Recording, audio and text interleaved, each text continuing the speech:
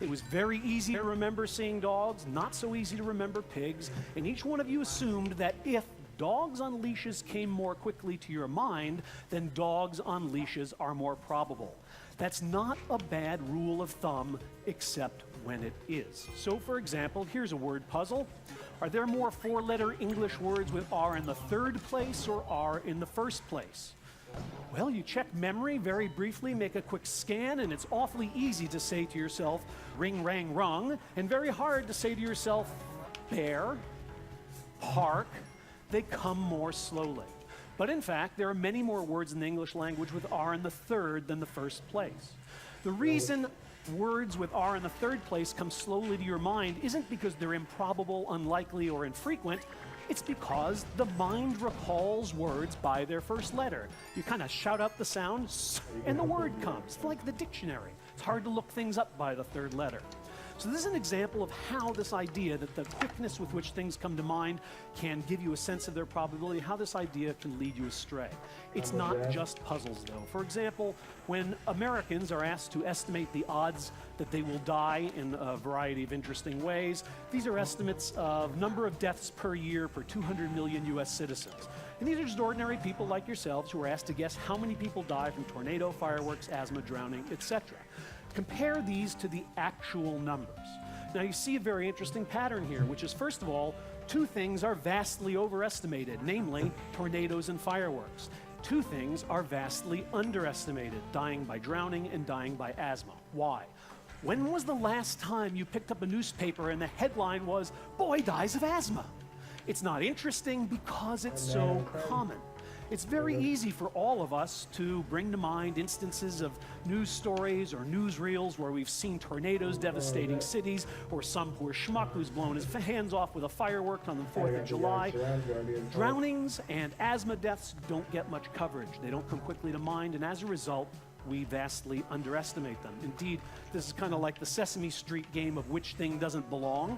And you're right to say it's the swimming pool that doesn't belong, because the swimming pool is the only thing on this slide that's actually very dangerous. The way that more of you are likely to die than the combination of all three of the others you see on this slide.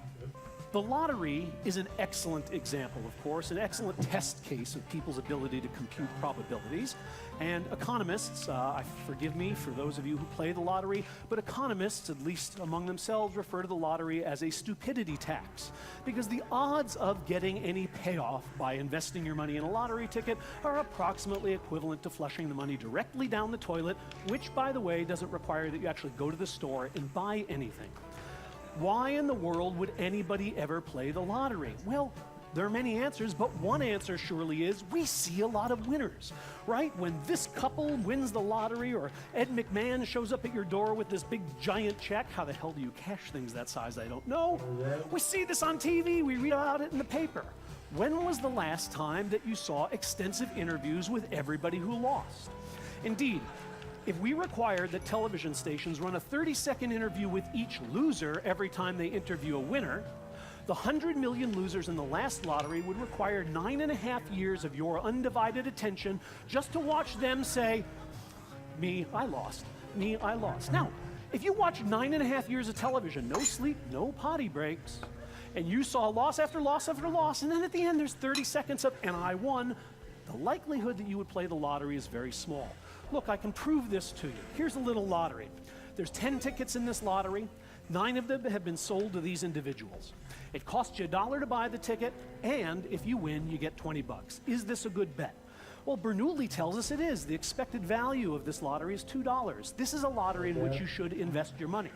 And most people say, okay, I'll play. Now, a slightly different version of this lottery. Imagine that the 9 tickets are all owned by one fat guy named Leroy. Leroy has 9 tickets, there's 1 left, do you want it? Most people won't play this lottery. Now you can see the odds of winning haven't changed, but it's now fantastically easy to imagine who's gonna win. It's easy to see Leroy getting the check, right? You can't say to yourself, I'm as likely to win as anybody, because you're not as likely to win as Leroy. The fact that all those tickets are owned by one guy changes your decision to play, even though it does nothing whatsoever to the odds. Now, estimating odds, as difficult as it may seem, is a piece of cake compared to trying to estimate value. Trying to say what something is worth, how much we'll enjoy it, how much pleasure it will give us. I want to talk now about errors in value. How much is this Big Mac worth? Is it worth $25? Most of you have the intuition that it's not. You wouldn't pay that for it. But in fact, to decide whether a Big Mac is worth $25 requires that you ask one and only one question, which is, what else can I do with $25? If you've ever gotten on one of those long-haul flights to Australia and realized that they're not going to serve you any food, but somebody in the row in front of you has just opened the McDonald's bag and the smell of Golden Arches is wafting over the seat, you think, I can't do anything else with this $25 for 16 hours. I can't even set it on fire. They took my cigarette lighter. Suddenly, $25 for a Big Mac might be a good deal. On the other hand, if you're visiting an underdeveloped country and $25 buys you a gourmet meal, it's exorbitant for a Big Mac. Why were you all sure that the answer to the question was no before I'd even told you anything about the context? Because most of you compared the price of this Big Mac to the price you're used to paying. Rather than asking, what else can I do with my money, comparing this investment to other possible investments, you compared to the past. And this is a systematic error people make. What you knew was you paid $3 in the past, 25 is outrageous.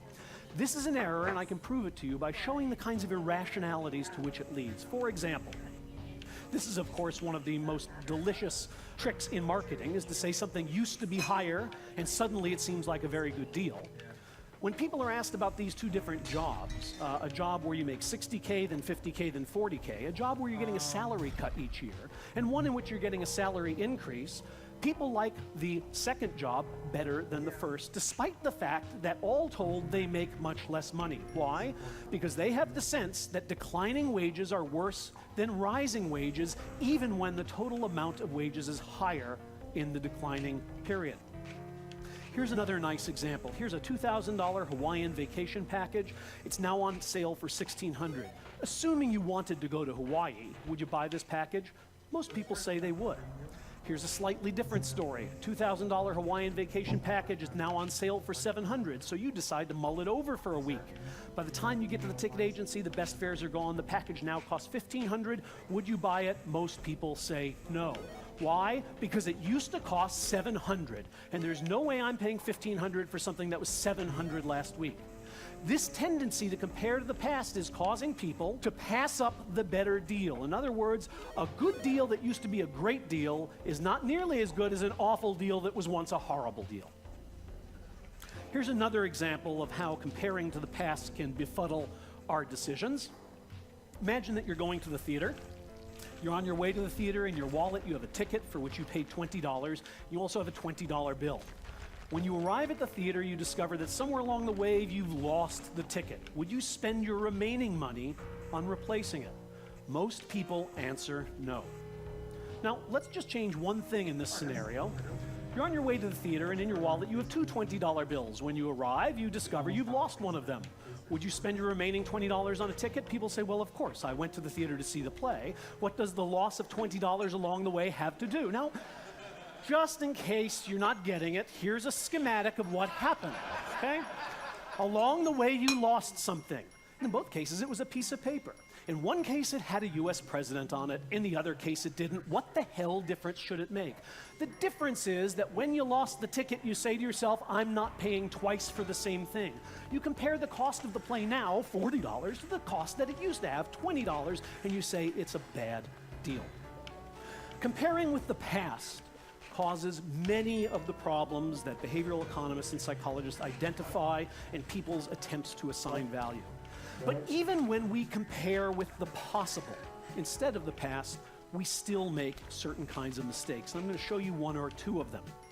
One of the things we know about comparison, that when we compare one thing to the other, it changes its value. So in 1992, this fellow, George Bush, for those of us who were kind of on the liberal side of the political spectrum, didn't seem like such a great guy. Suddenly, we're almost longing for him to return.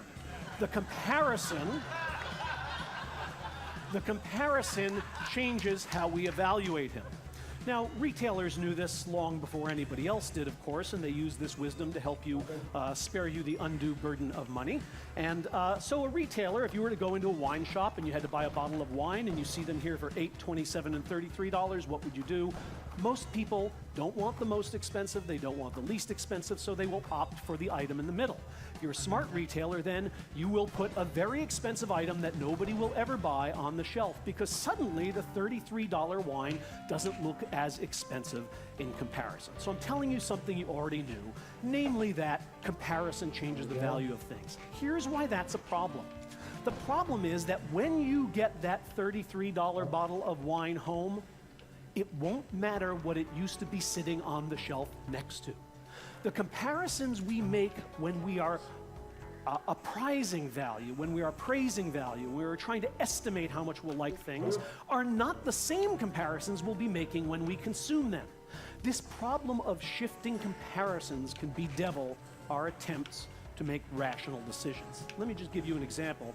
I have to show you something from my own lab, so let me sneak this in. These are subjects coming to an experiment to be asked the simplest of all questions. How much will you enjoy eating potato chips 1 minute from now? They're sitting in a room with potato chips in front of them. For some of the subjects, sitting in the far corner of a room is a box of Godiva chocolates, and for others is a can of Spam. In fact, these items that are sitting in the room change how much the subjects think they're going to enjoy the potato chips. Namely, those who are looking at Spam think potato chips are going to be quite tasty. Those who are looking at Godiva chocolate think they won't be nearly so tasty. Of course, what happens when they eat the potato chips? Well, look, you didn't need a psychologist to tell you that when you have a mouthful of greasy, salty, crispy, delicious snacks, what's sitting in the corner of the room makes not a damn bit of difference to your gustatory experience. Nonetheless, their predictions are perverted by a comparison that then does not carry through and change their experience. You all experience this yourself, even if you've never come into our lab to eat potato chips. So here's a question. You want to buy a car stereo? The dealer near your house sells this particular stereo for $200, but if you drive across town, you can get it for $100.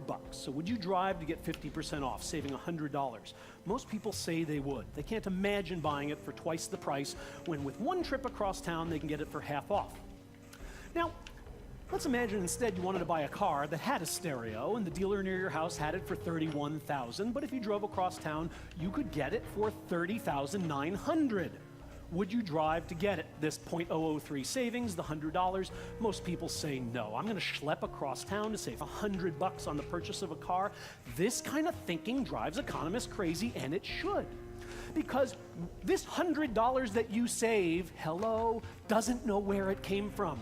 It doesn't know what you saved it on. When you go to buy groceries with it, it doesn't go, I'm the money saved on the car stereo, or I'm the dumb money saved on the car. It's money. And if a drive across town is worth $100, it's worth $100 no matter what you're saving it on. People don't think that way. That's why they don't know whether their mutual fund manager is taking 0.1 or 0.15% of their investment, but they clip coupons to save $1 off of toothpaste. Now, you can see this is the problem of shifting comparisons, because what you're doing is you're comparing the $100 to the purchase that you're making. But when you go to spend that money, you won't be making that comparison. You've all had this experience. If you're an American, for example, you probably traveled in France, and at some point you may have met a couple from your own hometown, and you thought, oh my God, these people are so warm. They're so nice to me. I mean, compared to all these people who hate me when I try to speak their language and hate me more when I don't, these people are just wonderful. And so you tour France with them, and then you get home and you invite them over for dinner, and what do you find? Compared to your regular friends, they are boring and dull, right? Because in this new context, the comparison is very, very different. In fact, you find yourself disliking them enough almost to qualify for French citizenship. Now, you have exactly the same problem when you shop for a stereo. You go to the stereo store, you see two sets of speakers, these big boxy monoliths, and these little sleek speakers, and you play them and you go, you know, I do hear a difference. The big ones sound a little better. And so you buy them and you bring them home and you entirely violate the decor of your house. And the problem, of course, is that this comparison you made in the store is a comparison you will never make again. What are the odds that years later you'll turn on the stereo and go, sounds so much better than those little ones which you can't even remember hearing? The problem of shifting comparisons is even more difficult when these choices are arrayed over time. People have a lot of trouble making decisions about things that will happen at different points in time.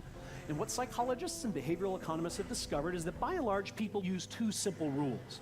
So let me give you one very easy problem, a second very easy problem, and then a third hard problem. Here's the first easy problem. You can have $60 now or $50 now, which would you prefer? This is what we call a one-item IQ test, okay? All of us, I hope, prefer more money, and the reason is we believe more is better than less. Here's the second problem. You can have $60 today or $60 in a month. Which would you prefer? Again, an easy decision because we all know that now is better than later. What's hard in our decision making is when these two rules conflict. For example, when you're offered $50 now or $60 in a month. This typifies a lot of situations in life in which you will gain by waiting, but you have to be patient. What do we know? What do people do in these kinds of situations? Well, by and large, people are enormously impatient. That is, they require interest rates in the hundred or thousands of percents in order to delay gratification and wait until next month for the extra $10. Maybe that isn't so remarkable, but what is remarkable is how easy it is to make this impatience go away by simply changing when the delivery of these monetary units will happen. Imagine that you can have $50 in a year, that's 12 months, or $60 in 13 months. What do we find now? People are gladly willing to wait. As long as they're waiting 12, they might as well wait 13. What makes this dynamic inconsistency happen? Comparison. Troubling comparison. Let me show you. This is just a graph showing the results that I just suggested you would show if I gave you time to respond, which is people find that the subjective value of 50 is higher than the subjective value of 60 when they'll be delivered in now or in 1 month respectively, a 30-day delay, but they show the reverse pattern when you push the entire decision off into the future a year. Now, why in the world you get this pattern of results? These guys can tell us. What you see here are two lads, one of them larger than the other, the fireman and the fiddler. They are going to recede towards the vanishing point in the horizon, and I want you to notice two things. At no point will the fireman look taller than the fiddler. No point. However, the difference between them seems to be getting smaller. First it's an inch in your view, then it's a quarter inch, then a half inch, and then finally they go off the edge of the earth. Here are the results of what I just showed you. This is the subjective height, the height you saw of these guys at various points. And I want you to see that two things are true. One, the farther away they are, the smaller they look. And two, the fireman is always bigger than the fiddler. But watch what happens when we make some of them disappear. Right. At a very close distance, the fiddler looks taller than the fireman, but at a far distance, their normal, their true relations are preserved. As Plato said, what space is to size, time is to value. These are the results of the hard problem I gave you. 60 now or 50 in a month. These are subjective values, and what you can see is our two rules are preserved. People always think more is better than less, 60 is always better than 50, and they always think now is better than later. The bars on this side are higher than the bars on this side. Watch what happens when we drop some out. Suddenly we have the dynamic inconsistency that puzzled us. We have the tendency for people to go for $50 now over waiting a month, but not if that decision is far in the future. Notice something interesting that this implies, namely, that when people get to the future, they will change their minds. That is, as that month 12 approaches, you will say, what was I thinking, waiting an extra month for $60? I'll take the $50 now. Well, the question with which I'd like to end is this: if we're so damn stupid, how did we get to the moon? Because I could go on for about 2 hours with evidence of people's inability to estimate odds and inability to estimate value. The answer to this question, I think, is an answer you've already heard in some of the talks, and I dare say you will hear again, namely that our brains were evolved for a very different world than the one in which we are living. They were evolved for a world in which people lived in very small groups, rarely met anybody who was terribly different from themselves, had rather short lives in which there were few choices, and the highest priority was to eat and mate today. Bernoulli's gift, Bernoulli's little formula, allows us, it tells us how we should think in a world for which nature never designed us. That explains why we are so bad at using it, but it also explains why it is so terribly important that we become good fast. We are the only species on this planet that has ever held its own fate in its hands. We have no significant predators. We are the masters of our physical environment. The things that normally cause species to become extinct are no longer any threat to us. The only thing that can destroy us and doom us are our own decisions. If we're not here in 10,000 years, it's going to be because we could not take advantage of the gift given to us by a young Dutch fellow in 1738, because we underestimated the odds of our future pains and overestimated the value of our present pleasures. Thank you.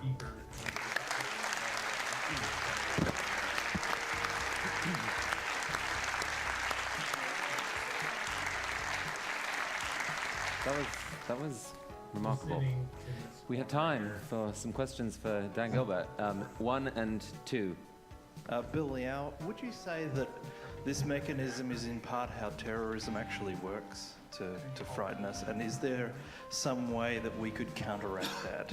I actually was consulting recently with the Department of Homeland Security, which generally believes that American security dollars should go to making borders safer. I tried to point out to them that terrorism was a name based on people's psychological reaction to a set of events, and that if they were concerned about terrorism, they might ask what causes terror and how can we stop people from being terrified, but in addition to stopping the atrocities that we're all concerned about.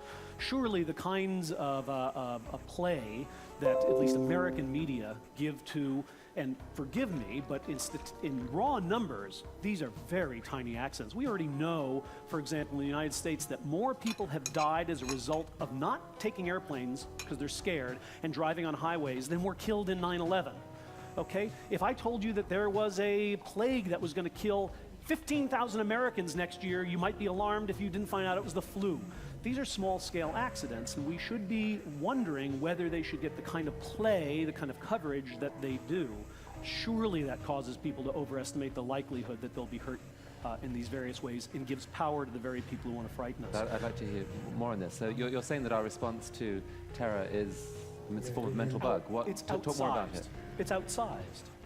I mean, look, if Australia disappears tomorrow, terror is probably the right response. That's an awful large lot of very nice people.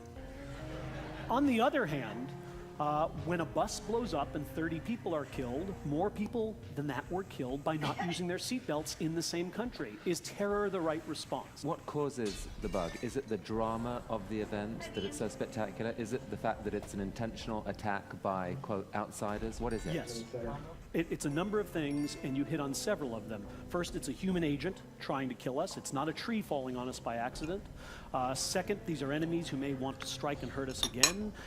People are being killed for no reason instead of good reason, as if there's good reason, but sometimes people think there are. So there are a number of things that together make this seem like a fantastic event. But let's not play down the fact that newspapers sell when people see something in it they want to read. So there's a large role here played by the media who want these things to be as spectacular as they possibly can. I mean, what would it take to persuade our culture to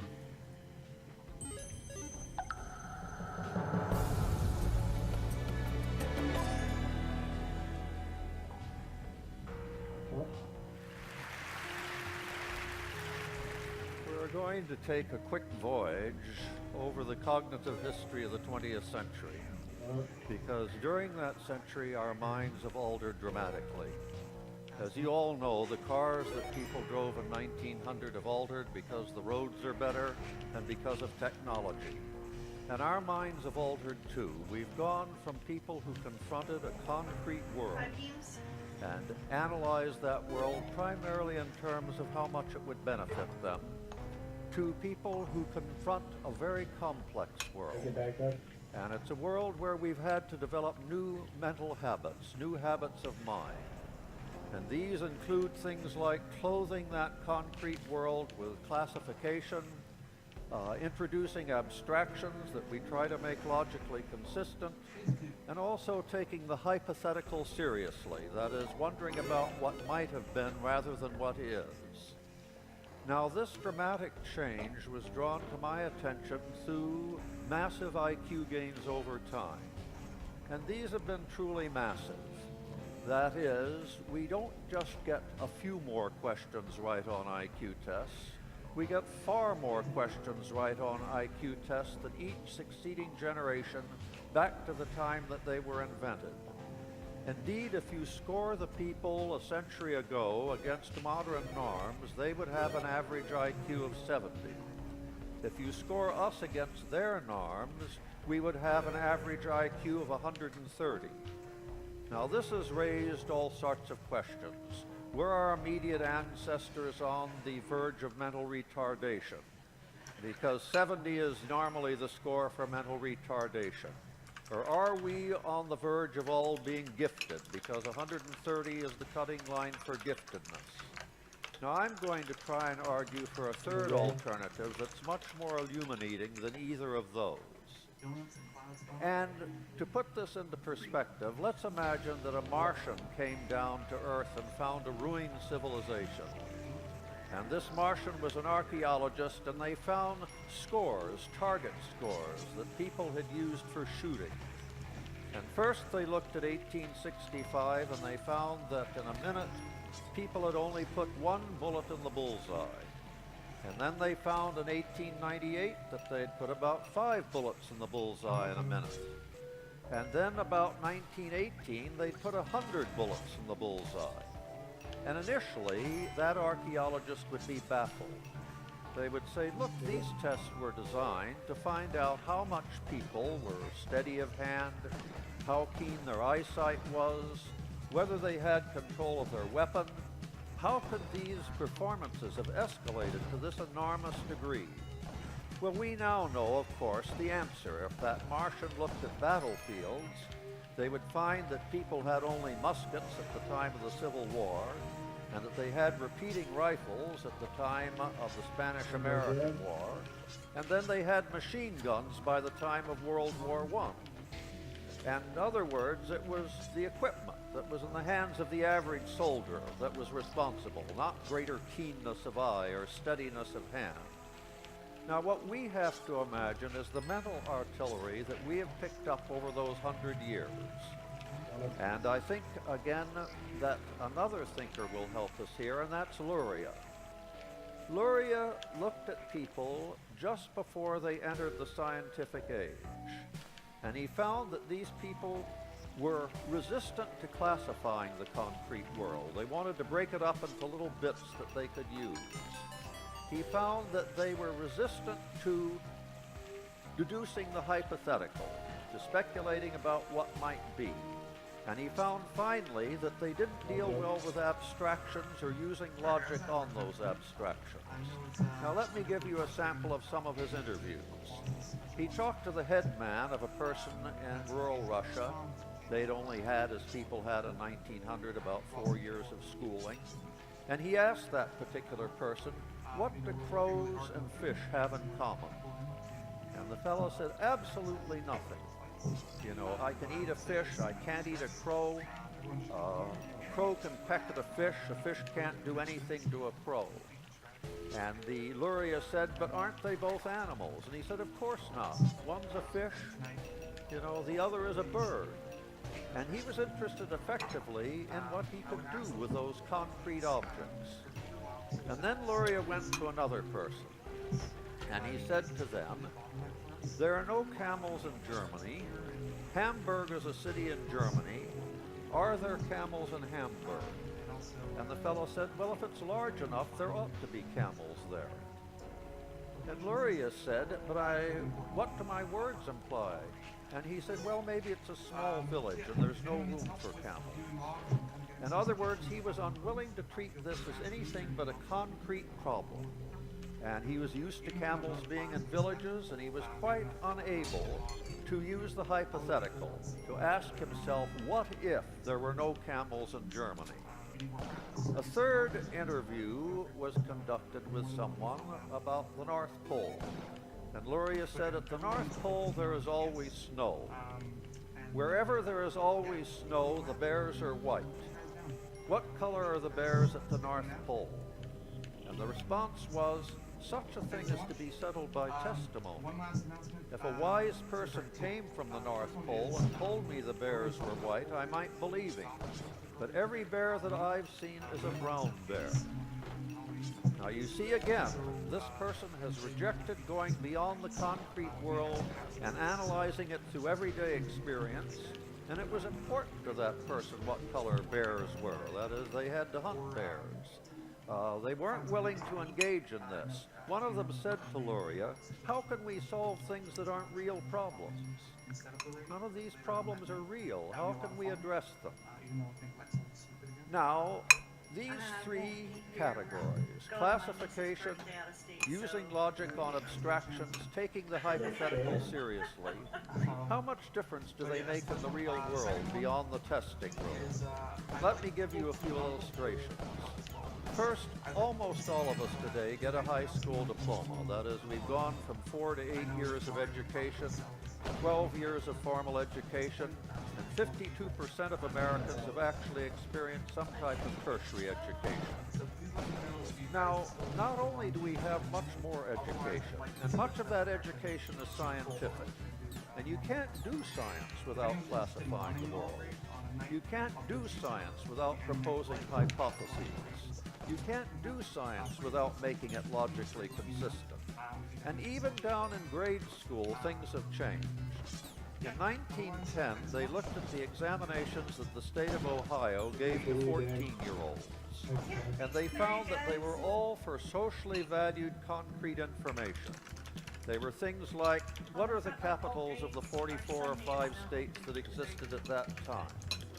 When they looked at the exams that the state of Ohio gave in 1990, they were all about abstractions. They were things like, why is the largest city of a state rarely the capital? And you were supposed to think, well, the state legislature was rural controlled, and they hated the big city, so rather than putting the capital in a big city, they put it in a county seat. They put it in Albany rather than New York. They put it in Harrisburg rather than Philadelphia, and so forth. So the tenor of education has changed. We're educating people to take the hypothetical seriously, to use abstractions, and to link them logically. What about employment? Well, in 1900, 3% of Americans practiced professions that were cognitively demanding. Only 3% were lawyers or doctors or teachers. Today, 35% of Americans practice cognitively demanding professions. Not only the professions proper, like lawyer or doctor or scientist or lecturer, but many, many sub-professions having to do with being a technician, a computer programmer, a whole range of professions now make cognitive demands. And we can only meet the terms of employment in the modern world by being cognitively far more flexible. And it's not just that we have many more people in cognitively demanding professions. The professions have been upgraded. Compare the doctor in 1900, who really had only a few tricks up his sleeve, with a modern general practitioner or specialist with years of scientific training. Compare the banker in 1900, who really just needed a good accountant and to know who was trustworthy in the local community for paying back their mortgage. Well, the merchant bankers who brought the world to their knees may have been morally remiss, but they were cognitively very agile.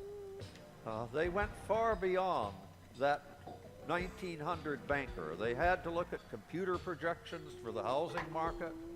They had to get complicated CO squared in order to bundle debt together and make debt look as if it were actually a profitable asset. They had to prepare a case to get rating agencies to give it a AAA, though in many cases they had virtually bribed the rating agencies. And they also, of course, had to get people to accept these so-called assets and pay money for them, even though they were highly vulnerable. Or take a farmer today. I take the farm manager of today as very different from the farmer of 1900. So it hasn't just been the spread of cognitively demanding professions, it's also been the upgrading of tasks like lawyer and doctor and what have you that have made demands on our cognitive faculties. But I've talked about education and employment. some of the habits of mind that we have developed over the 20th century have paid off in unexpected areas. I'm primarily a moral philosopher. I merely have a holiday in psychology, and what interests me in general is moral debate. Now, over the last century, in developed nations like America, moral debate has escalated because we take the hypothetical seriously. And we also take universals seriously and look for logical connections.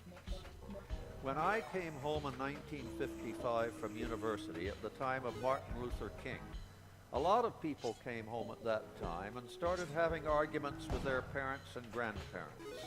My father was born in 1885, and he was mildly racially biased. As an Irishman, he hated... Okay, I'm gonna do never stream. Cause I gotta never score one going.